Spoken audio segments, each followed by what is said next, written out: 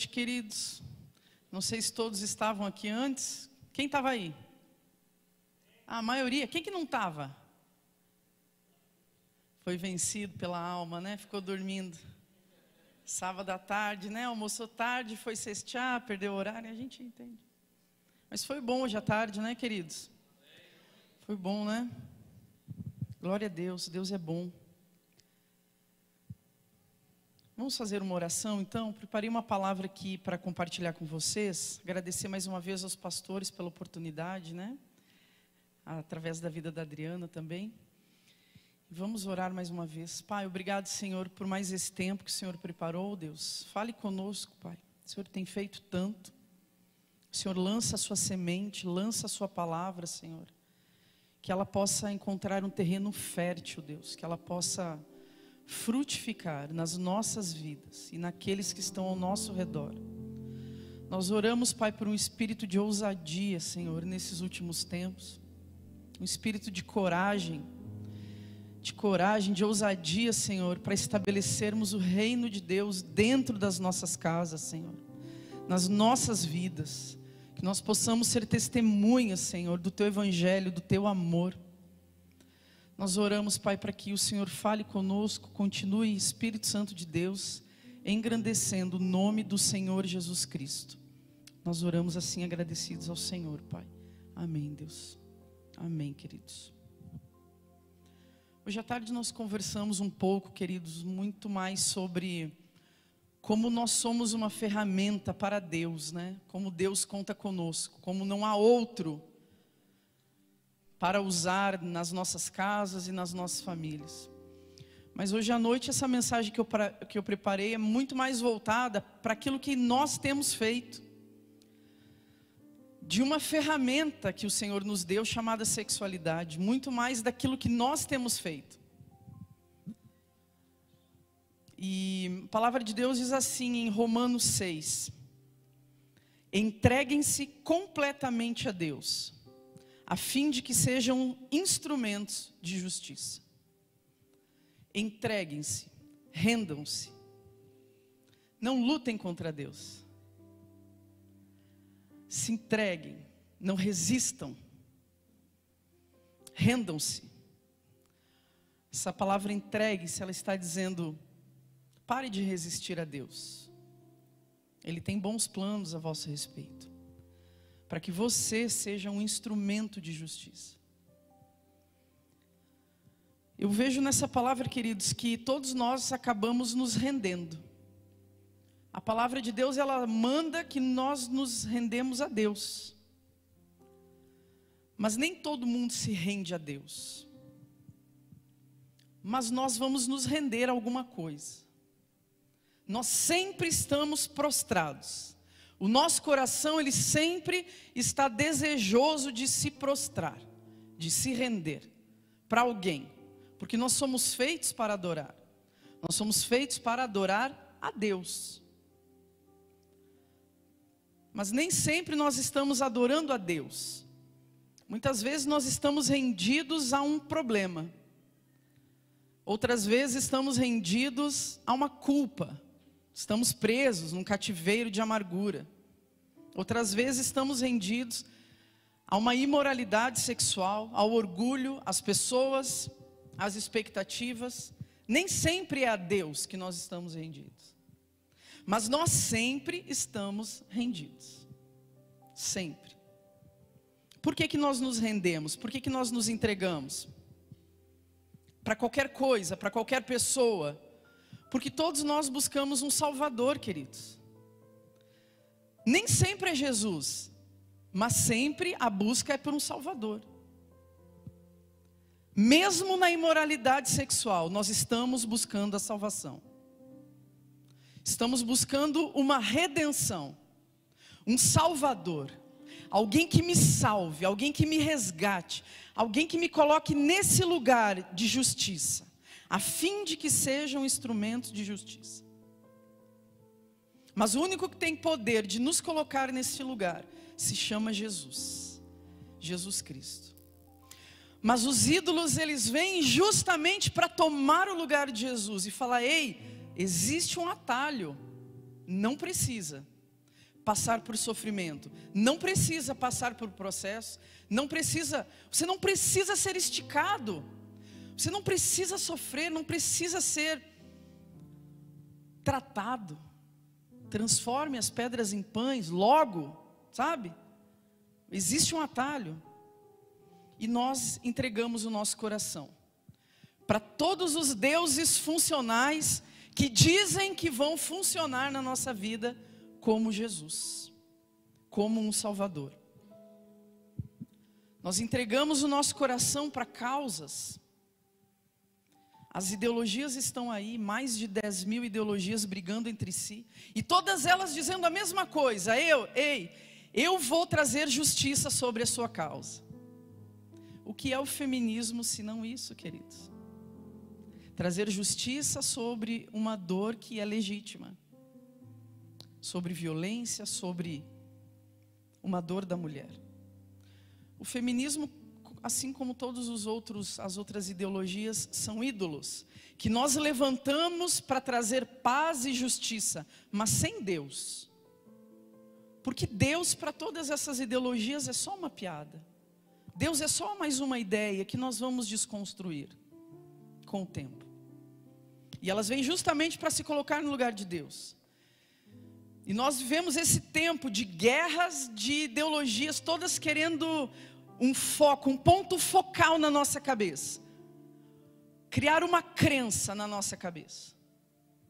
De que eles nos trarão justiça, de que a pornografia nos trará alívio, de que a imoralidade sexual nos trará intimidade, de que a masturbação nos trará consolo.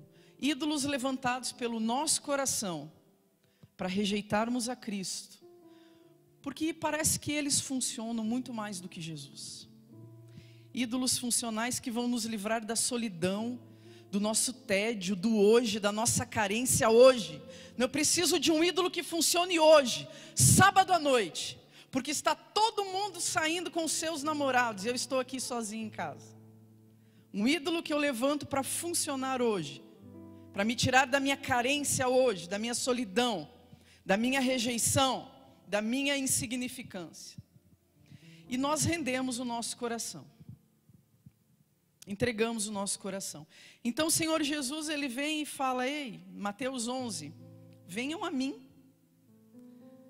Se você está cansado, você está sobrecarregado do quê? Do seu trabalho? Você teve pressão o dia inteiro no seu trabalho? Você teve briga, você teve problema, você teve reuniões, e você precisa de gratificação? Ei, busque em mim Jesus. E aí nós temos em contrapartidas os ídolos que se apresentam trazendo o mesmo benefício. Ei, você está cansado, eu te darei descanso. Os ídolos, eles se travestem de Jesus. E eles falam: ei, hoje eu te darei alívio, hoje eu te darei descanso. E antes, queridos, de nós praticarmos qualquer imoralidade sexual, antes nós entregamos o nosso coração. Por que nós entregamos o nosso coração? Porque primeiro nós acreditamos que um ídolo nos salvará, nos dará resgate, sentimento de redenção. Os ídolos se apresentam como um salvador, imitando os atributos de Jesus. Mas o que é essa idolatria? É a rendição, é a submissão, é acreditar que aquela prática vai me salvar, aquela pessoa vai me trazer alívio, vai me trazer consolo, de que está na pornografia, me livrar do isolamento, porque na verdade, do outro lado da tela não tem ninguém me julgando se eu sou bom, se eu sou mal. Eu não preciso conquistar ninguém, eu não preciso ter esforço com ninguém. Mas também não tem ninguém do outro lado te amando, não tem ninguém do outro lado te aceitando, não tem ninguém do outro lado sabendo que você existe. E nós gostamos de acreditar em mentiras, queridos. Satanás se acostumou conosco acreditando em mentiras. Por isso que os ídolos funcionam tanto. eles se apresentam com atributos de um salvador e não de um destruidor. E nós depositamos nestas práticas a nossa esperança, a nossa confiança. Trocamos Deus por deuses funcionais, deuses que vão funcionar momentaneamente na nossa vida, proporcionando um falso jardim do Éden, uma falsa redenção. Jardim do Éden quer dizer lugar de delícias, você sabe disso. É isso que nós buscamos na imoralidade sexual, a redenção. O sentimento de resgate, de plenitude, de prazer eterno, uma sensação de justiça sobre a minha causa. Alguém ou alguma prática que me salvou de mim, que me salvou desse dia terrível, da minha tristeza, do meu lamento. E por que o ídolo me atrai tanto? Porque ele me promete tudo. Ele nos promete tudo, mas não nos entrega nada. Porque um pecado não tem o recurso de entregar aquilo que só está em Cristo Jesus, nosso Senhor. Adão e Eva foram seduzidos pela promessa, certo? Eles ouviram Deus e ouviram o diabo. Ouviram ambas as promessas. Uma era verdadeira. E eles decidem no seu coração acreditar em Satanás.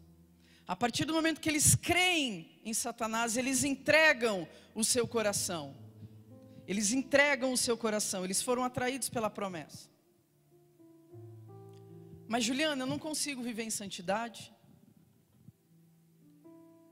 Mas você consegue se render a Jesus? Você está aí, gente? Pelo amor de Deus, você está quieto demais. Vocês são quietos assim, André? Vocês são quietos assim mesmo, gente? São? Mas vocês podem interagir, viu, gente? Fica quieto não, em nome de Jesus. Não vai achar que eu estou sozinha, me ajuda aí, que nem diz o bispo JB. Me ajuda aí, gente. Aí, pronto.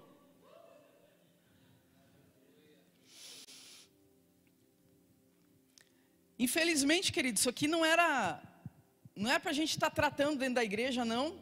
Pornografia. Não é verdade? Mas existe um dado de que mais de 65% dos cristãos estão inundados em pornografia. E nós precisamos falar disso. Porque quanto mais oculto esse pecado, mais ele contamina. Eu falei na ministração anterior, quem estava aqui, nós falamos 20 minutos por ano sobre sexualidade na igreja. 20 minutos por ano de um assunto tão importante. Ah, Juliana, mas eu não consigo viver em santidade. Mas você consegue se render a Jesus mesmo em meio ao seu pecado?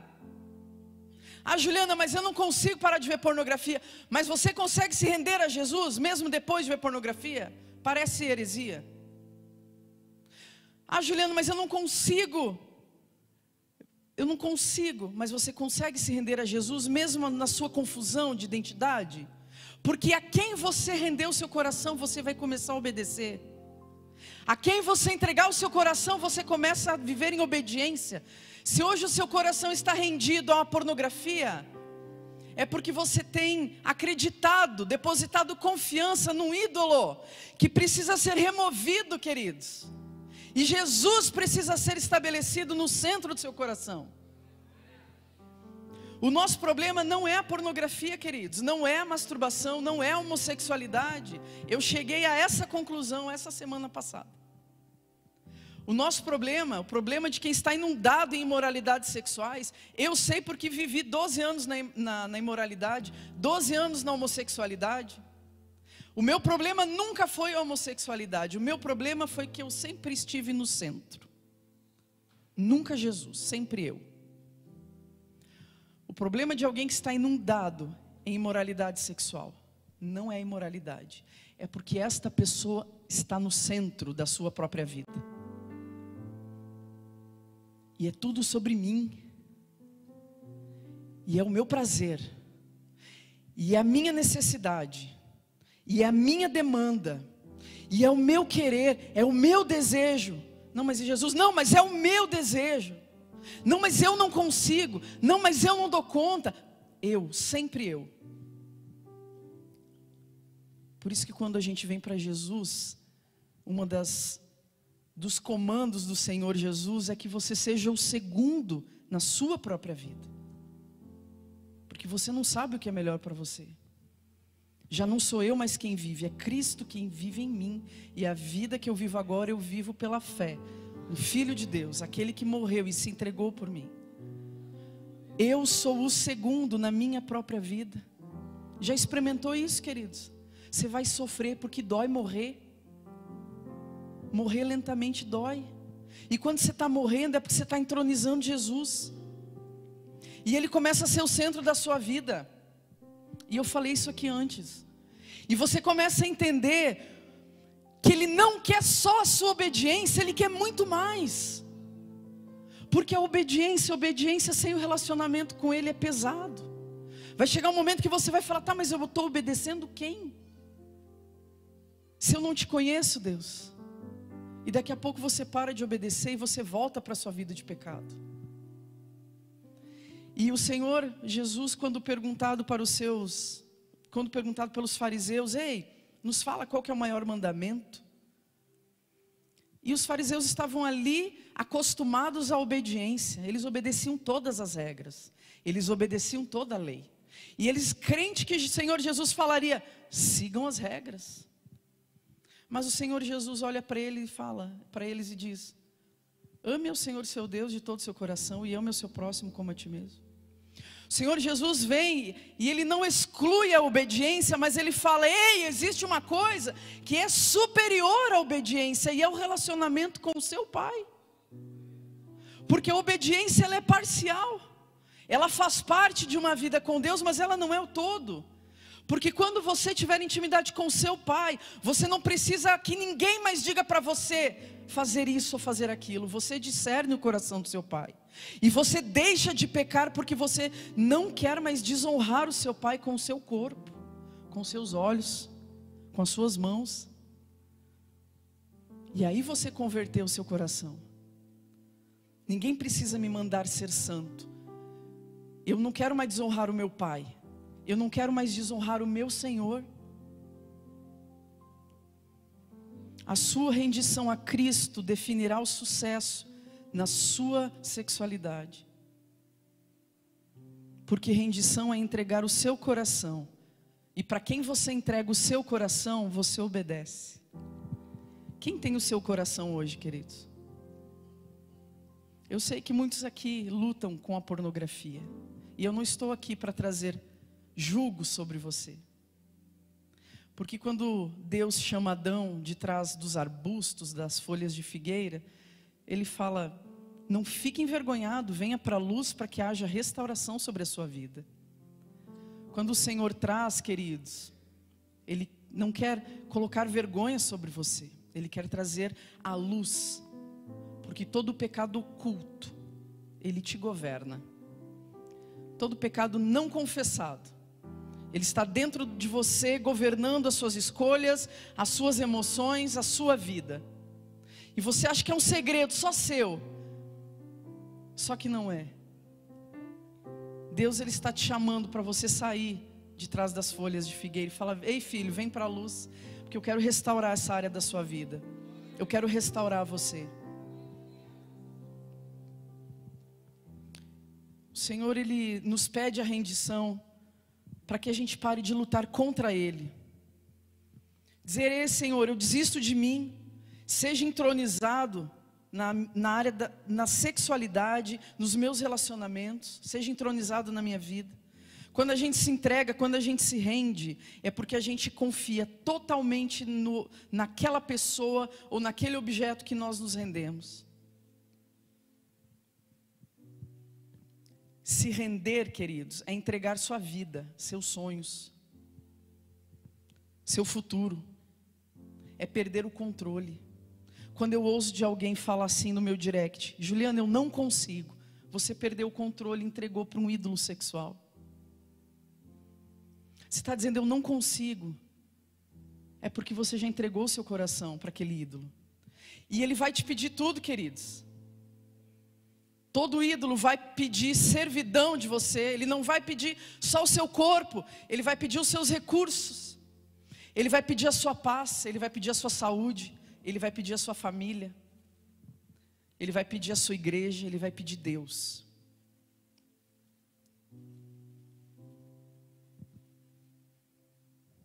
E quando você perceber, você já negociou tudo, a sua identidade, a sua família,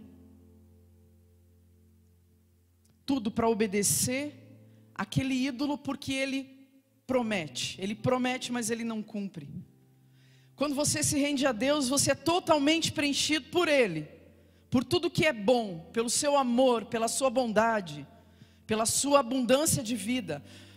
Mas quando você se rende, queridos, a tudo aquilo que Satanás está te falando, você também é preenchido pelos ídolos. Preenchido do que, Juliana? De angústia, de depressão, de culpa, de remorso. Porque nós não corremos iludidos, queridos, para os pecados sexuais. Não, nós corremos conscientes de que eles não nos entregarão aquilo que eles prometem. Eva não correu iludida. Ela sabia que depois do prazer viria a morte. E assim nós continuamos correndo em direção ao prazer que nos leva à morte. Nós temos consciência, mas então por que nós nos entregamos? Porque nós acreditamos. Antes de entregar o coração, existe a escolha de acreditar em quem está falando a verdade. Nós acreditamos, queridos, nós escolhemos acreditar que está na pornografia nos trazer alívio. Por que eu estou falando isso? Porque todo pecado que nós vivemos hoje é uma repetição do pecado original. Todo pecado, seja ele sexual ou não, é uma repetição daquilo que Adão e Eva viveram. Qual é o pecado original, queridos? Acreditar que seriam felizes na desobediência. Todo pecado que nós vivemos hoje é um pecado de crença e depois de comportamento. Nós escolhemos acreditar, nós repetimos o mesmo pecado original. Nós escolhemos acreditar que está na desobediência, que está na imoralidade, a satisfação. Nós escolhemos acreditar que está na pornografia. Nós escolhemos acreditar que a pureza sexual nos fará infelizes, que está na desobediência à satisfação. É um problema de crença e não de comportamento. E continuamos nos entregando. O problema é que depois de viver tudo isso, todo esse ciclo que a gente entra, de crença, de rendição, de pornografia, masturbação, parafilias e crimes, é o ciclo, né, que a gente entra. Mesmo depois da resolução, o que é a resolução? É aquilo que o pecado verdadeiramente vai te entregar, não aquilo que ele te prometeu, aquilo que verdadeiramente ele vai te entregar. O que? Culpa, raiva, nojo, ira, vergonha. Mesmo assim, queridos, nós preferimos sofrer o peso dessas consequências, mas nós não queremos sofrer por ter domínio próprio. Nós preferimos sofrer a culpa do pecado, a consequência do pecado, mas não queremos ser esticados no domínio próprio, que é um dos frutos, do gomo, né?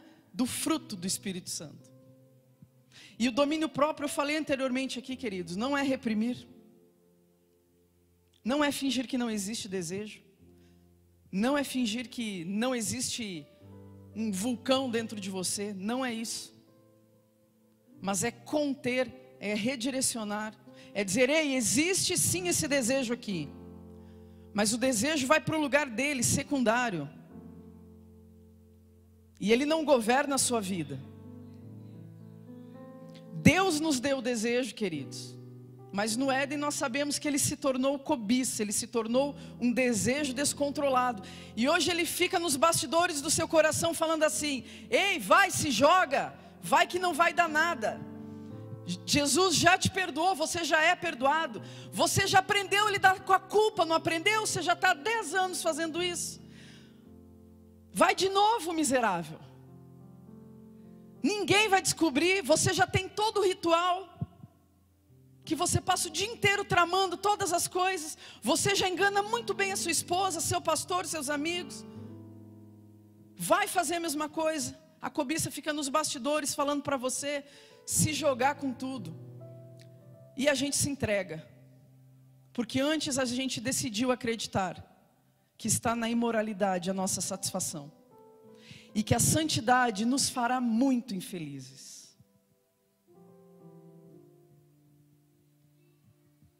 Nós não acreditamos que exista alegria na santidade.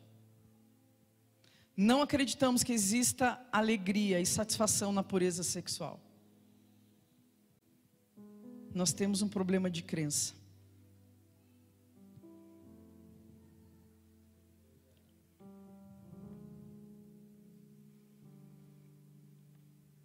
Tudo bem, queridos? Você quer que eu fale outra coisa? Eu posso falar de tabernáculo, eu sei também. Eu gosto muito de falar de tabernáculo. Posso continuar? Você pode falar uns amém de vez em quando. Só o pastor aqui está me ajudando, ó. Obrigado, pastor. Esses jovens aí, gente, tira essa máscara. Você está dormindo atrás da máscara.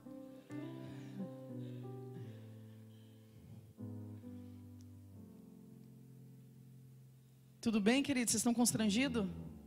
Que bom, porque eu não estou também. Gente, eu estou falando isso para vocês porque eu já vivi tudo isso aí. Nós precisamos banalizar o assunto da sexualidade nas igrejas. O que é banalizar? É tornar comum. Porque é muito comum na nossa vida isso. Todos nós somos seres sexuais. E quando nós trouxermos esse assunto para o comum, a gente vai ter menos pecado oculto nas igrejas. Menos gente perdendo casamento por conta de pornografia. Divórcio acontecendo por adultério. Quanto menos a gente fala, mais a gente entrega o governo dessa área para Satanás. Precisamos falar. Você entende que Deus estabeleceu a igreja para o governo? Amém. Agora, voltar ao assunto aqui. O que as nossas pesquisas pornográficas estão dizendo sobre nós? Gente, eu trabalho com sexualidade. Eu penso em tudo isso. O que uma pessoa que entra na internet para acessar pornografia, o que ela digita lá? Controle, submissão, manipulação. O que as nossas buscas estão dizendo a nosso respeito? Por que nós queremos o controle de uma situação? Por que queremos ser submissos a uma situação? Em qual momento da nossa vida nós não tivemos o controle e alguém fez um mal sobre a nossa vida? Nós estamos erotizando as nossas dores, queridos. Pegando toda a nossa história, que muitas vezes não é uma história tão feliz, e transformando dores em sexo, sexualizando, erotizando os nossos problemas. Que problemas, Juliana? Rejeição, abandono, abusos sexuais. Estamos sexualizando os nossos problemas como uma forma de redenção. O homem sem Deus, queridos, ele busca redenção através do sexo, porque é o ápice do prazer que ele encontrou na terra. Mas o homem que tem Deus não deveria buscar redenção das suas dores na sexualidade, queridos, mas em Cristo, em Deus.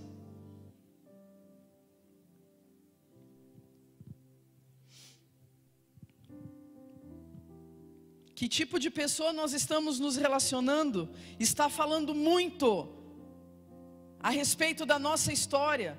Muitos de nós se entregam à imoralidade sexual numa tentativa de reparar um dano, de encontrar uma história familiar, afetiva, uma falta, uma ausência deixada.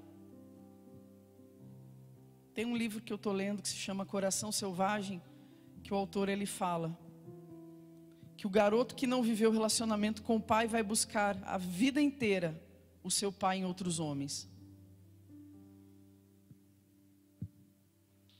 Vai buscar a vida inteira. E não é só o garoto. Uma das primeiras coisas que Deus falou acerca do meu desejo, quando eu me converti. Eu me converti numa igreja pequena. Jesus me evangelizou há 9 anos atrás, na semana do meu aniversário. O Senhor Jesus me evangelizou e eu fiz um acordo com Ele, de que eu iria numa igreja, para ouvir, e eu ia acreditar em tudo aquilo que estivessem falando. E logo que eu entrei na igreja, eu fiquei alguns meses ali, e o Senhor me deu um sonho à noite, para ir embora para Curitiba, e fazer um seminário teológico lá. E assim eu fiz, pedi demissão do meu emprego e fui para o seminário. Eu era recém-convertida, fiquei 2 anos naquele seminário. E lá nós trabalhávamos, estudávamos, um trabalho pesado, mas lá também tinha uma sala de oração. E foi ali que eu me converti. Eu e Deus. Por 2 anos, chorando. Abusos, chorando abuso sexual, chorando rejeições paternas, maternas, chorando abstinência de pessoas, de drogas, de movimentos, de causas. E uma das coisas que Deus me falou, eu perguntava muito para Deus: Deus, por que eu tenho esse desejo, Deus? Eu não quero, por que tem isso? Tira de mim. Fiquei anos fazendo essa oração, queridos. Até que Deus me falou: e se eu não tirar? Você só está comigo para buscar uma bênção? E se não vier? Deus me confrontou. E numa daquelas orações que eu estava fazendo, queridos, eu perguntei para Deus: por que eu desejo mulheres que eu não quero desejar? E Deus me falou que eu tinha uma ausência muito grande de afeto da minha mãe, da mulher mais importante da minha vida. E quando Deus me falou aquilo, eu falei: é verdade, porque eu passei a infância inteira desconectada. E eu falei: e agora, Deus? Eu já sei uma das coisas, eu quero afeto, mas não é daquelas mulheres, eu quero o afeto da minha mãe, mas a minha mãe não está nessas mulheres. E Deus falou isso: agora você tem escolha. Erotizando as minhas dores, erotizando as minhas faltas. Aos 11 anos eu sofri um abuso do meu tio. E eu já tinha uma aversão muito grande a homens, porque eu tinha sido rejeitada pelo meu pai. E aquele abuso fez com que eu me afastasse ainda mais dos homens. E me aproximasse ainda mais das mulheres. E meu comportamento se masculinizou ainda mais. Mais uma vez eu estava erotizando as minhas dores, para encontrar redenção, para ressignificar a minha história. Nós erotizamos as nossas dores, queridos, como uma forma de redimir, de consertar um passado.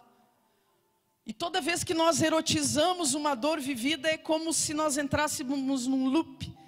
E nós repetimos e repetimos e repetimos, para ressignificar uma história que foi ruim, ou que nós não entendemos, ou que não deu certo, ou que foi má. E entramos num ciclo vicioso de repetição. E os vícios sexuais, eles entram aqui, queridos, eles encontram espaço aqui. Porque eles não são só pecados sexuais, eles são vícios emocionais. E toda vez que algo acontece de ruim, você corre para a masturbação. Toda vez que algo acontece de estressante, ou uma solidão, um tédio, nós já criamos um caminho neural para não descansar em Jesus, mas descansar no pecado, que é o que o velho homem sempre faria. É familiar do Adão, é familiar da velha criatura. Descansar no pecado. E sempre que existe alguma emoção conflitante, ruim aqui dentro, a gente sempre vai procurar um caminho mais fácil. Um caminho já trilhado. A fim de trazer redenção para o nosso coração. Enganoso é o coração. Quem o conhecerá? O problema é que depois de buscar tudo isso, a gente sabe a resolução: descontentamento, raiva. Mas se nós estamos com o nosso coração, queridos, alinhados a uma mentira, a um engano, de que é numa prática sexual, de que é essa pessoa, ou de que é nisso que eu estou fazendo que vai me trazer redenção e paz, se nós estamos alinhados com o engano, nós precisamos desconectar o nosso coração do engano e se conectar a Jesus. Senão não vamos viver os propósitos de Deus, queridos. Enquanto gastamos a nossa energia com imoralidades sexuais, nós não vamos viver as promessas de Deus. Como que nós vamos nos projetar numa vida de bênçãos, num casamento, num relacionamento, se nós estamos desfrutando de pecados momentâneos? Estamos crendo e depositando confiança naquilo que não vai trazer propósito. Você tem um propósito na sua vida relacional, queridos? Você está aí? Você está cada vez mais quieto. Você tem um propósito na sua vida sexual? Quem tem? Só para eu saber aqui quem está vivo. Todo mundo tem, gente. Satanás também tem um propósito para a sua vida sexual, sabia? Deus tem também, mas Satanás também tem. E está fácil para ele. Porque a gente está acostumado a acreditar em enganos desde o Éden. Mas nós não vamos vencer Satanás acreditando em enganos. Vamos vencer acreditando na verdade. E a verdade é de que a pureza sexual nos fará felizes. De que a santidade nos fará felizes. Até o momento certo. Que Deus tem preparado para você. Agora, se você tem um propósito na sua vida sexual, como que você protege esse seu propósito no seu dia de tédio? Que você tem tudo para correr para pornografia ou para o chat, ou para pontos de pegação e de prostituição. Como você protege o seu propósito no dia mau? Porque no dia que está tudo bem, ok. Mas e no dia que você está na bad? Que você precisa de uma descarga de adrenalina. É nesse dia que o Senhor Jesus diz: você está sobrecarregado, venha a mim, que eu te darei alívio. Venha a mim, diz o Senhor Jesus. Mas o fruto do Espírito é amor, gozo. Olha aqui, o gozo é um fruto do Espírito. O gozo é satisfação também, queridos. Nós usamos muito essa palavra na psicanálise. A paz, a longanimidade, a benignidade, a bondade, a fidelidade, a mansidão, o domínio próprio. A fidelidade. Viva aquilo que você já alcançou em Deus. Obedeça aquilo que você já entendeu que é para fazer. Obedeça ao pouco que Deus já te fez entender, para que Ele deposite mais sobre você, para que Ele revele mais sobre você. Mas se você está inundado em pecado sexual, queridos, o propósito de Deus está oprimido e ofuscado pelo seu pecado. Nós precisamos sair dessa lama, sair desse lugar, para que o propósito de Deus, aquilo que Ele nos criou para viver dentro da nossa sexualidade, para que a gente comece a ter esperança sobre isso. Ah, Juliana, mas eu tenho desejos homossexuais. Ok, querido. Não é porque você tem dificuldade de viver a heterossexualidade que você não tenha nascido para ela. Mas e também não é por isso que você vai se entregar ao pecado sexual, não. Essa é a moeda do reino de Deus, é a fé. Eu não estou entendendo nada não, Deus. Eu não sei como é que isso aqui vai ser não, Deus. Eu me lembro que eu orava muito isso, queridos. Falava, ok, Deus, entendi. Você não vai tirar um desejo de mim, mas e como é que eu vou vivendo? E Deus disse, vai vivendo. Vai andando. O problema é que hoje nós queremos ser felizes. E nem é bíblico ser feliz. A palavra de Deus diz, vai que eu estarei contigo. A palavra de Deus não diz, vai e seja feliz e desfrute. Diz, vai que eu estarei contigo. E vai ter treta, vai ter tribulação, vai ter tempestade, vai ter aflição. Mas eu estarei contigo. Mas a gente só quer se for para ser feliz. Não é verdade? Estou terminando, queridos. Você está muito quieto.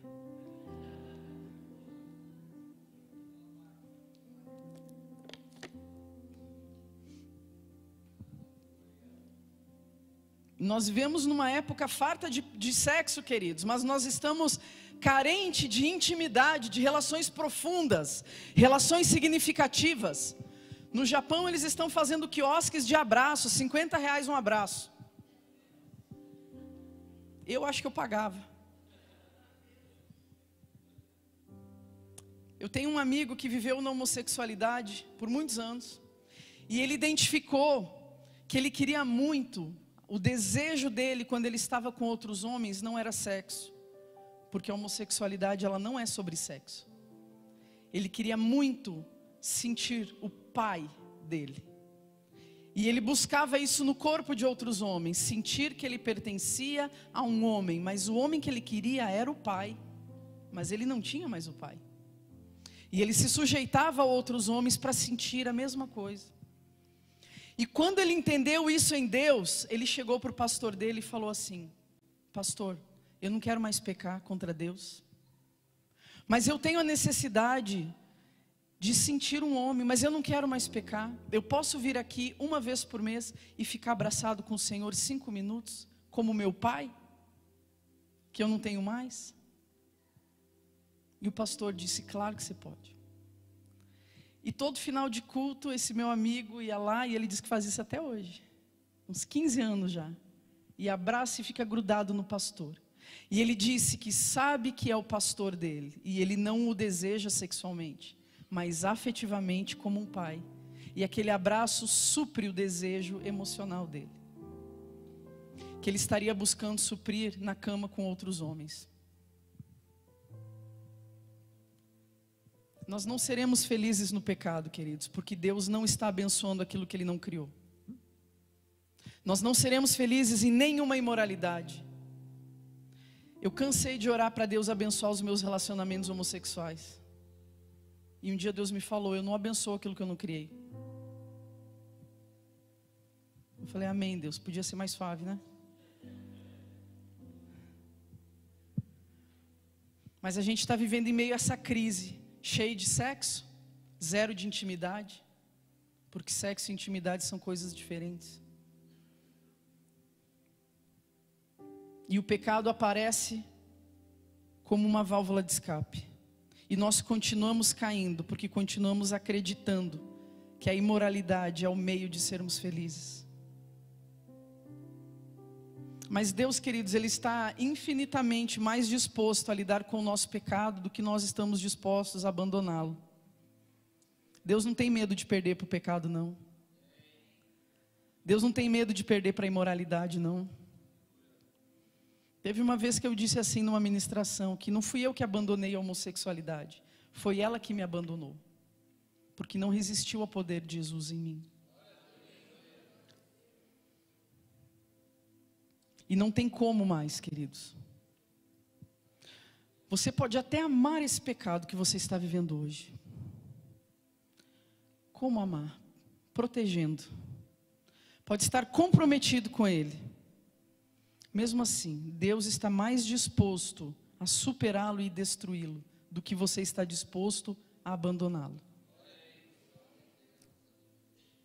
Fique em pé, querido, por gentileza.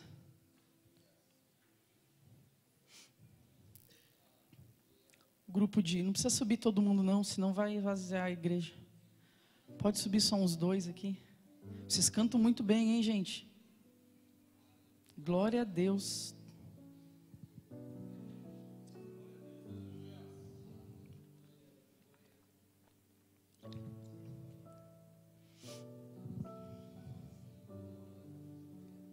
Glória a Deus.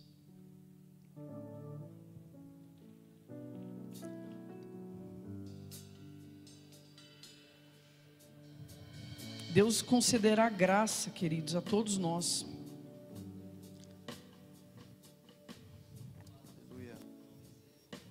A palavra de Deus diz: se confessarmos os nossos pecados, Ele é fiel e justo para nos perdoar e nos purificar de toda injustiça.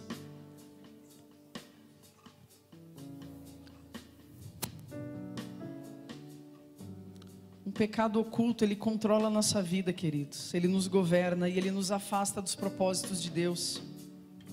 Ele assume o controle sobre a nossa vida.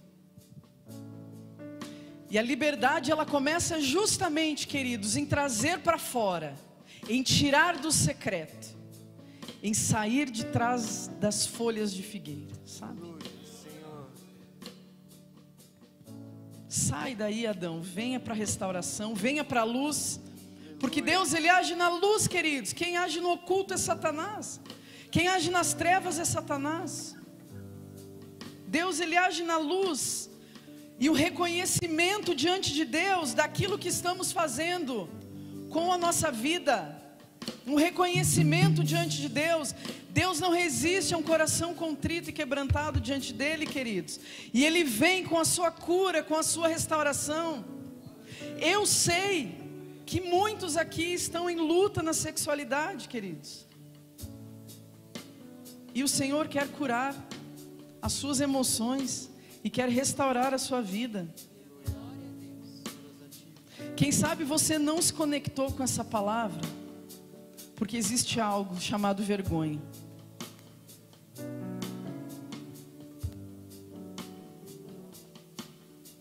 Pede para o Espírito Santo mostrar algo para você. Pede para o Espírito Santo de Deus se tem algo na sua vida que feriu a sua sexualidade, a sua identidade, que está ferindo seu casamento, que está ferindo a sua vida com Deus, que está afastando você dos caminhos de Deus. Pede para o Espírito Santo mostrar para você, querido, se você tem andado por caminhos que não agradam ao Senhor. E quem sabe o caminho que você tem andado não seja nem da imoralidade, mas você não confia no Senhor, não rende o seu coração a Deus. Você tem andado na sua própria força, do seu jeito. Prepara uma música aí boa. Posso mais voltar ao passado, nem controlar o que está por vir. Se tiver alguém aí, queridos, que quiser uma oração, vem aqui à frente, que a gente vai orar junto. É onde tu me prometes. Eu não vou chamar a noite inteira não, tá? É só uma vez. Se alguém quiser orar junto comigo, pela sua vida relacional, pela sua vida sexual, pela sua vida com Deus, vem aqui à frente que a gente vai orar. Se não estás, vem encontra-me outra vez, pois tudo em mim anseia a ti. Vem encontra-me outra vez. Ainda que eu caminhe no vale, seu amor tira todo o temor. E como o sol que molda as sombras, sua glória brilha sobre o meu pecado. Amém, Senhor.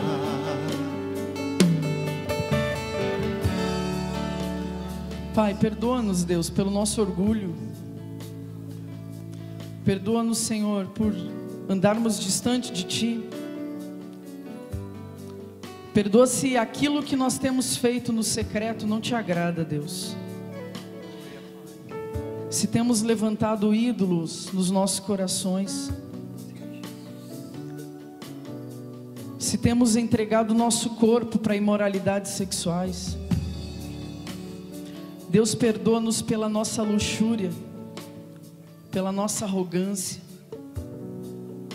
Perdoa porque estamos confiando em coisas e em pessoas e não no Senhor.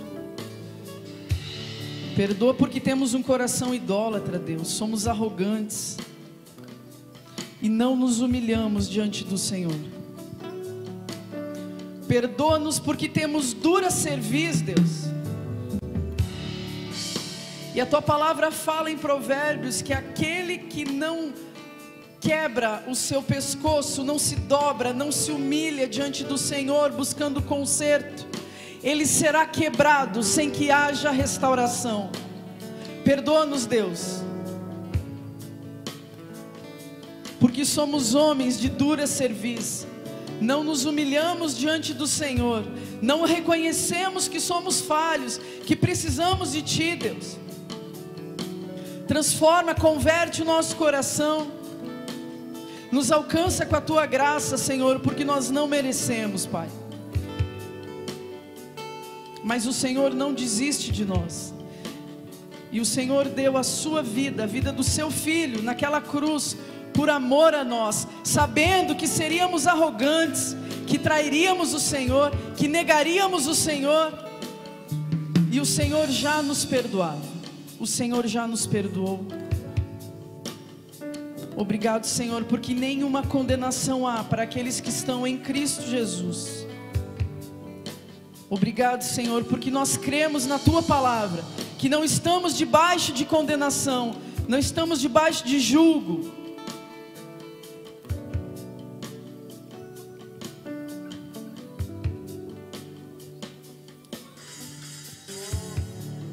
Obrigado, Senhor, porque nós não merecemos o Seu amor, mas o Senhor decidiu nos amar, Pai. E o Seu amor, Ele não é passivo ao nosso mal. Ele nos disciplina. Ele nos protege, nos ama. Obrigado, Senhor, porque o Senhor nos capacitou em graça. Tua palavra diz em Tito 2: porque a graça do Senhor se manifestou, salvador a todos os homens, e ela nos ensina a renunciar às paixões e às impiedades do mundo, e aguardar a vinda do nosso Senhor e glorioso Jesus Cristo. E assim nós oramos, Pai, agradecidos pelo Seu amor, agradecidos pelo Seu perdão sobre as nossas vidas, em nome de Jesus, Pai.